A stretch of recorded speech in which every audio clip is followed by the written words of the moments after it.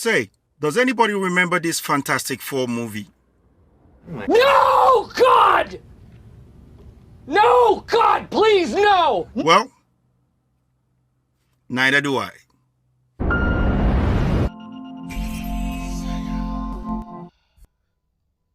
What's going on, everybody? Welcome to another video. It's your boy Josiah coming to you from Siah's Domain. And on today's video, we are going to be talking about some of these celebrities, maybe not the really very popular ones, but the ones that are pandering at the moment. Just about a week ago, I saw James Corden being lectured by one of his writers about white privilege. Then the next thing I heard of was Alexis Ohanian, who's Serena Williams' husband, quitting his position as the CEO of Reddit company and asking or demanding that his replacement must be a black candidate. Now, these are all coming out in the wake of the fact that white people across Western worlds are beginning to talk more about white privilege, and they're focusing more on this rhetoric of white privilege, which is leading them to either white guilt themselves or white shame themselves one way or another. I don't even know anymore. I've kind of like lost track of it. But basically today we are going to be talking about a director in the name of Joshua Trank. Now, I know many of you wouldn't know that name. He's not one of the popular ones, but Joshua Trank was known particularly for his 2011 movie called The Chronicles, which featured Michael B. Jordan amongst two other actors that I can't really remember right now.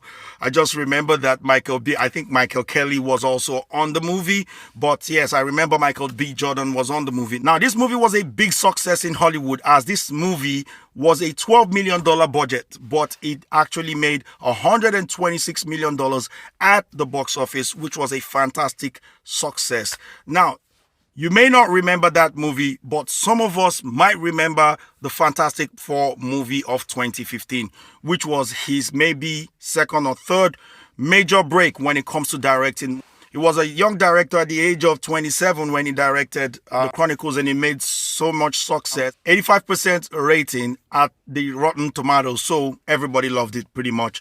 But the movie critics and the moviegoers, everybody loved the movie and it was successful. But when it comes to 2015, I think that was a different story. So, about a few days ago, I stumbled over an article about Josh Trank on Variety. And on this article, he was talking about how he wanted to cast Sue Storm, a member of the Fantastic Four, as a black woman. Now, I'm going to go over this article and I'm going to share my thoughts along the way. Please feel free to share your thoughts in that comment section below. And also don't forget to subscribe and hit that like button on the video as well. Now, let's jump right in.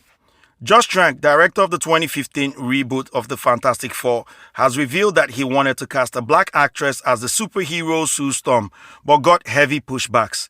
Kate Mara was cast as Sue Storm, aka the Invisible Woman, one of the founding members of the Fantastic Four, along with her brother Johnny Storm, played by Michael B. Jordan.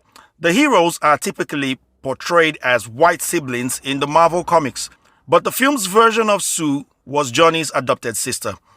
There were a lot of controversial conversations that were had behind the scenes on that.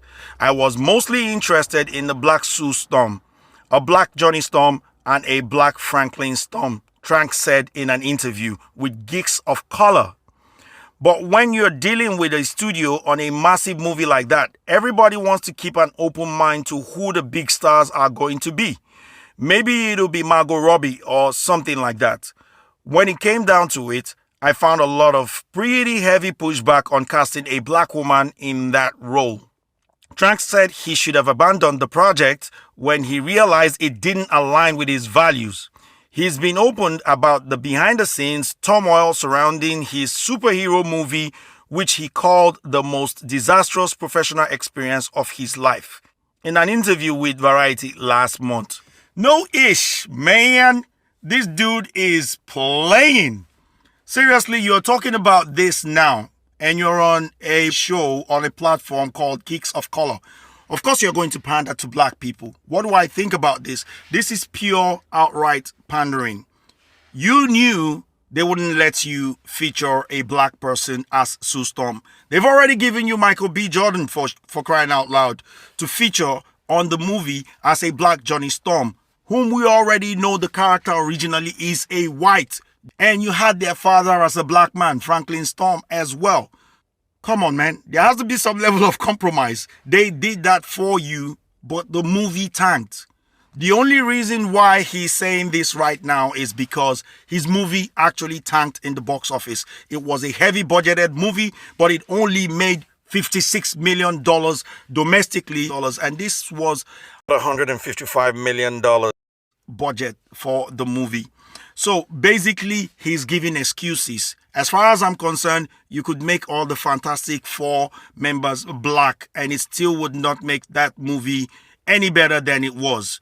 Changing a character's complexion or changing a character's color or creed is not going to make a movie better. It's not going to make it any good at all. So I don't know when these people are going to learn to stop pandering to certain people. Right now, it's the black race that everybody's trying to pander to. Once you change Sue Storm into black, it's going to become a great movie. It would have still been as disastrous as it is. You made a mess of the movie, own up to it. It wasn't bad because Sue Storm was white. It was bad because you made a bad movie. Josh Trank knew they wouldn't let him change Sue Storm into a black person. Still, he went ahead and did it. And now he's trying to blame the studio or the crew behind the scenes or whoever is in charge, executive producers or whatever. All this, for me, as far as I'm concerned, is utter BS and pandering. We are getting sick of this whole thing. And what I think about Alexis Ohania's, I don't know how to pronounce his name. Somebody help me in the comment section below. Let me know if I'm right. Alexis Ohaniah, who is the husband to Serena Williams, saying they should give his CEO position to a black candidate. Hasn't even said anything about, so it doesn't matter if the black candidate doesn't qualify to be in that position. Just give it to any black person you can find. Doesn't matter if they qualify. What would the definition of that be? Wouldn't that be, let's see, black privilege? Seriously, just think about it. Anyway, these are my thoughts with regards everything that is going on in Hollywood today and with most of our celebrities alike. Let me know in the comment section below what you think about this. Do you think it's pandering? Or do you think, they genuinely feel sorry about this whole stuff? And why should you feel sorry? We are not victims. I'm tired of being the victim. And so should all black people. We should stop being the victim. But generally, if you think that they're genuine in any of this pandering or in any of these things that they're saying, let me know in the comment section below. Now I gotta jet out of here, but before I go, I want to quickly remind you guys to hit that subscribe button and also like the video. Share this video if you enjoyed it, and I will be catching you guys on the next one. Remember to look after each other and look out for each other. Peace, and I'm out of here.